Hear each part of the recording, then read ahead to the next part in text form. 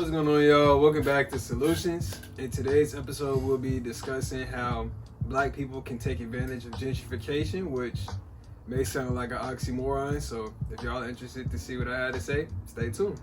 With that said, make sure y'all like, comment, and subscribe. As always, I pray that y'all having a blessed day. Man, pray that y'all enjoy the video. Cam, what would you say is the key for black people to benefit from gentrification? This may begin to sound repetitive for those of y'all that's been with us, but number one is supporting black businesses and black businesses being receptive to constructive criticism. I've said that many times before, but realistically, what our community really needs is higher paying opportunities. And I always say opportunities because you being a CEO means that you're an employee as well. I feel like we kind of have a negative connotation towards the employee position, when in reality it's necessary for, number one, businesses to thrive, which leads to communities thriving. In addition to that, in order for you to be a leader, you have to learn how to follow first. From a straight up perspective, it'd allow our people to be able to afford homes in these communities, because those of you all that are in the current home buying process or you're familiar with the market, y'all know that same houses that was in these areas where the cribs was maybe 180, 200, they selling for 300, 350 renovated now. And what I see is, as far as redlining, the end goal is to price out all of the people that really are relying upon government aid. I think it's very important that we pay attention to the fact that over time, we'll eventually be priced out of our neighborhoods in the event that we don't focus on the entrepreneurship aspect. You have the entrepreneur who creates the opportunity, creates jobs, provides value for the economy. Then at the next level, you have all of the people that he or she has on their team. So now you're providing opportunities. Now you can increase the average salary in your area. In addition to that, the black dollar was circulating in the black community more. So when we see all of this appreciation in these neighborhoods that otherwise would have been seen as the hood, we'd be in a position to capitalize because we'd be able to afford the property. A big part of what we'll see as far as redlining in the black community is black people being priced out due to taxes. I always say, ideally, don't let high interest rates keep you from purchasing something, because when the rates are high, the buying pool is lower. And in the event that the rates drop like they did recently, now there'll be more people in the buying pool. So now there'll be more people bidding on the same houses, which would lead to bidding wars, which would drive appreciation for the properties in the area, which is good if you already own it. But if you're going to get into that property, when the rates drop, you may end up paying more for your mortgage for the same house than you would have had you purchased it when the rates were higher. And lenders typically tend to give more favorable terms when the market first shifts. That's when lenders try to pivot and make loan products that puts them in a position to take advantage of the market, basically, like we say, cornering the market. I believe that as I'm speaking about high interest rates, it's important that we focus on the exit strategy, because realistically, if it's like a primary residence, like say you young, you in your 20s, 30s, and you deciding like, hey, instead of me going to buy a single family house, I'm gonna go buy a 2 to 4 unit, which is something that you can do with your FHA eligibility. If you're unfamiliar, you need to look up the terms. If you really want to put in work, a 203K loan where you come in and you basically build in equity.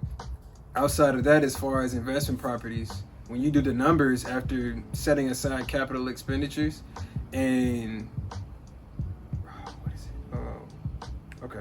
property management fees, you may not have the greatest split on an investment property. So your main exit strategy may be like, look, I'm gonna come in, like people say, the Bird method. In addition to that, you have to have a secondary strategy to supplement that. Like, in the event that you have to sit on this property, you can't refinance it, what would you do?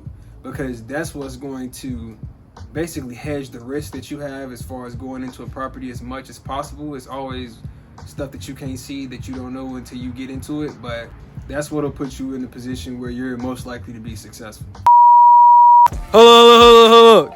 What's going on, y'all? It's Cam from Solutions. Make sure y'all like, comment, and subscribe. Shout out to all the black-owned businesses out there. Shout out to all the HBCUs out there. With that said, I hope y'all enjoy the video and that y'all have a blessed day. Do you think Section 8 is beneficial for the black community? I believe that this is a sensitive topic, and I feel as though the people that are currently on Section 8, I say everyone has a starting place. Everyone has a unique path. In my eyes, Section 8 isn't a long-term solution to, like we say, the housing crisis or inflation. At the end of the day, anybody that tells you that if you're doing too good for yourself, I won't support you anymore, that doesn't sound like a friend that you want to be friends with. That sounds like somebody that's only in it for what they can gain. Some of you all may be like, hey, like finances. That's why I led with entrepreneurship. That's why I led with creating opportunities within the black community specifically. Once we create higher paying opportunities, then we'll have people that can afford these types of properties. Then it would make sense. Then we'd be able to, what I like to say, widen the middle class, which is something that could be beneficial for all of us. It'd help the money circulate.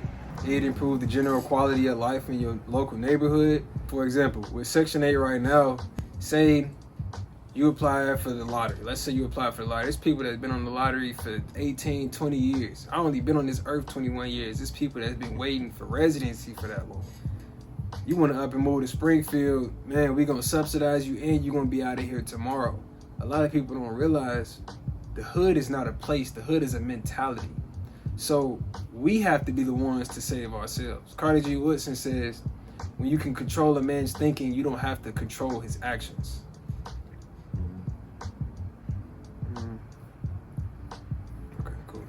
We have to be intentional in rebuilding our communities, and it's a one hammer, one nail type of thing, as my mentor always says. Be sure to pay attention to how they strategically remove trades from the schools. Be sure to pay attention to how they closed hundreds of schools on the south and west sides of Chicago in 2012 and 2013, and there were subsequently wars within the streets between these teenagers that had nothing better to do but shoot at one another. So now we've brought leaders back into the community, the people that my mom says the street pharmacists, if you know, you know, bring in some services to help them transition into being legitimate business owners. That way they wouldn't see it as a reason to hate on you if you're coming in trying to rebuild the community. They wouldn't see it as you interrupting their business. At the end of the day, whether you're in the streets or not, the goal is for them to push us out of our own communities, priced out by taxes.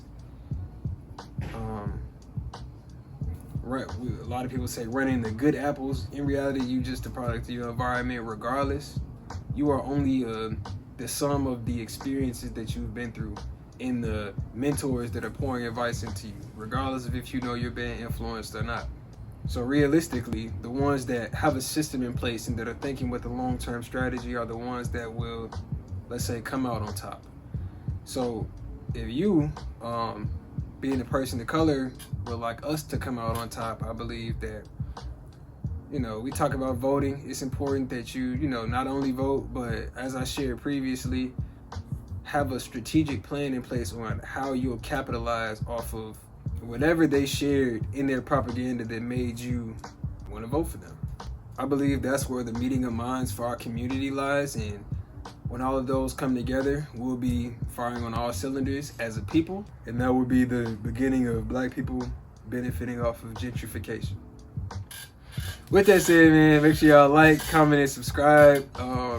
If there's anything that I covered in this video that you wanted me to go more in detail on, make sure y'all drop that down below.